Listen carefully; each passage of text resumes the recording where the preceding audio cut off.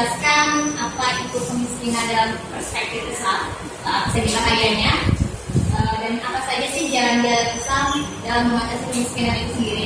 Ya. Oke. Tetapi nanti di akhir saya akan bertanya kepada kalian apa yang telah saya jelaskan ini, apa kalian sudah merangkum di dalam otak kalian? Oke, baiklah langsung saja. Pertama, apa sih kemiskinan dalam pengertian Islam itu sendiri? Kemiskinan berasal dari kata Sakarya sukun atau miskin yang berarti diam. Diam di sini artinya adalah orang yang tidak melakukan usaha apapun, sehingga diamnya itu menyebabkan dia sendiri menjadi miskin. Bahaya-bahaya dari kemiskinan itu sendiri banyak, tapi saya akan menjelaskan poin-poinnya saja. Pertama, bahaya kemiskinan bagi individu itu sendiri. Bagi seorang individu, kemiskinan sangat berpotensi membuat dia menjadi seorang yang kafir, yaitu sesuai dengan hadis riwayat Abu Nu'aim yang berbunyi, kadal faqru ayyakuna kufar. Hampir-hampir kemiskinan itu menjadikan seseorang menjadi kufur. Ya. Terus yang kedua, bahaya kemiskinan bagi pikiran manusia. Apa sih bahayanya? Seperti yang ada di dalam hadis riwayat salah satu sahabat yang berbunyi, la yaktumakan naiki wa huwa ghadban. Janganlah seorang hakim menjatuhkan vonis padahal dia sedang marah. Marah di sini disebabkan karena dia kelaparan, dan kelaparan itu sendiri disebabkan karena dia tidak berusaha, ya, belum berusaha untuk mencari makan. Oke, bahaya kemiskinan juga berpengaruh sekali terhadap rumah tangga. Seorang rumah tangga yang miskin itu tidaklah baik kalau membiarkan anak buahnya kelaparan, karena pada dulu kemiskinan bisa membuat orang itu membunuh anak-anaknya sendiri. Ya, jadi pada intinya di sini adalah Islam sangat menginginkan kita untuk berusaha dan berusaha. Kita saja sebagai manusia biasa sangat-sangat kita minta untuk berusaha. Kenapa? Nabi dan Rasul yang kaya pun seperti Nabi Daud itu disuruh berusaha walaupun dia menjadi seorang raja pada saat itu, tetapi tetap saja dia berusaha menjadi seorang pandai besi. Nah, dia menjadi tukang kayu, padahal dia lumayan banyak juga isi harta, tetapi karena harta itu juga ada hak-hak dari masyarakat, makanya dia juga berusaha untuk menepati keluarganya. Nah, kebijakan pemerintah juga sangat mempengaruhi terhadap berkurangnya kemiskinan dalam suatu negara. Pemerintah sendiri harus berlaku adil terhadap masyarakat yang mayoritas maupun yang minoritas.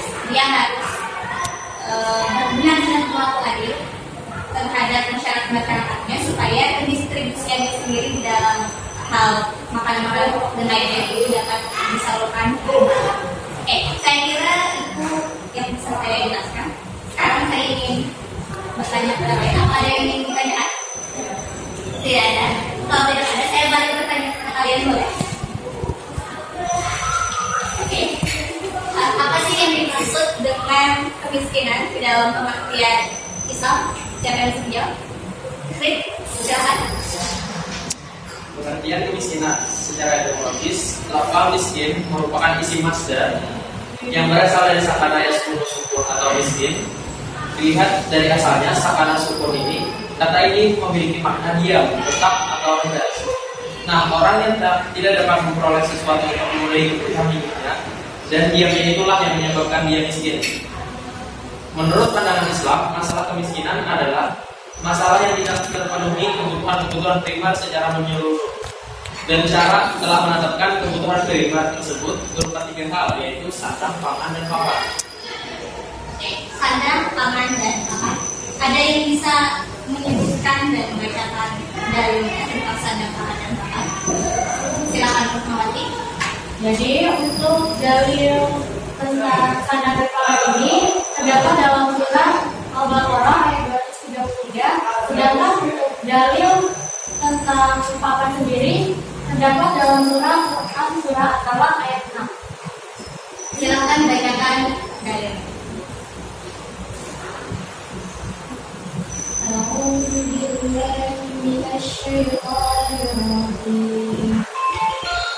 Bismillahirrahmanirrahim. وعلى المولود له رزقهن وكسوتهن بالمعروف. Artinya, dan kewajiban ayah memberikan makan dan pakaian pada para ibu dengan cara yang ma'ruf. Quran surah Al-Baqarah ayat 223. Pertanyaan selanjutnya, apa sih bahaya kemiskinan bagi umat Islam sendiri atau orang lain? Ada yang bisa menjelaskan? Silakan, Alina. Jadi, bahaya kemiskinan itu adalah suatu hal yang sangat berbahaya terhadap individu dan masyarakat, akidah dan kepercayaan, pikiran dan kebudayaan, demikian pula terhadap keluarga dan seluruh bangsa. Kemiskinan adalah suatu cobaan, suatu bencana yang hanya dalam pertolongan Allah yang dapat dihindari. Karena itu, Islam telah memberikan beberapa jalan untuk mengatasinya. Kebijakan yang dapat dilakukan dalam mengatasi kemiskinan adalah dengan tidak berpihak dalam golongan tertentu dan mendorong terciptanya keadilan distribusi.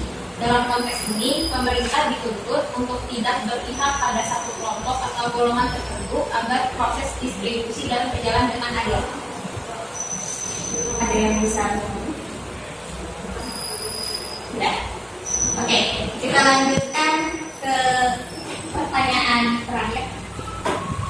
Apa saja jalan-jalan Islam di dalam mengatasi kemiskinan?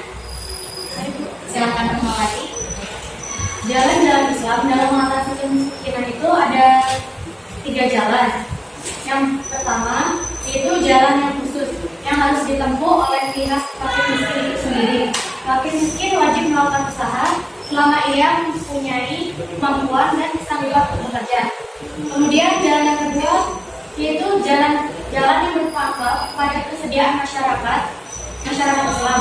Mereka mempunyai tanggung jawab untuk mencukupi kebutuhan fakir miskin, baik yang merupakan sumbangan wajib maupun yang dilakukan karena terpanggil mengharap pahala Allah. Ada yang ingin menyambung? Silakan. Nah, jalan yang kedua ialah jalan khusus yang harus dilakukan oleh pihak pemerintah secara syarat. Pemerintah berkewajiban mencukupi kebutuhan fakir miskin, baik ia seorang muslim atau bukan zimmi, selama ia berada di bawah kekuasaan pemerintahan Islam. Di dalam ramalan kalian memang seperti itu. Ya, ada yang ingin menambahkan lagi? Saya itu. Ya, jalan ketiga itu ada sumber-sumber yang dapat dipakai untuk mencukupi kebutuhan, yaitu ada 2, zakat dan sumber-sumber permainan lainnya. Sebutkan tempat yang lain. Zakat itu seperti sumber pokok yang dominan bagi hajanatul Islamiyah atau perbendaharaan Islam dalam sektor menanggulangi kemiskinan. Kedua itu sumber-sumber permainan lainnya seperti 1/5 dari ganimah, ma'anul fa'li, faras, jizyah, barang-barang yang tidak ada pemiliknya, harta waris yang tidak ada pewarisnya, dan hasil-hasil kekayaan negara berupa hasil penggarapan tanah, sumber-sumber alam dan lain sebagainya.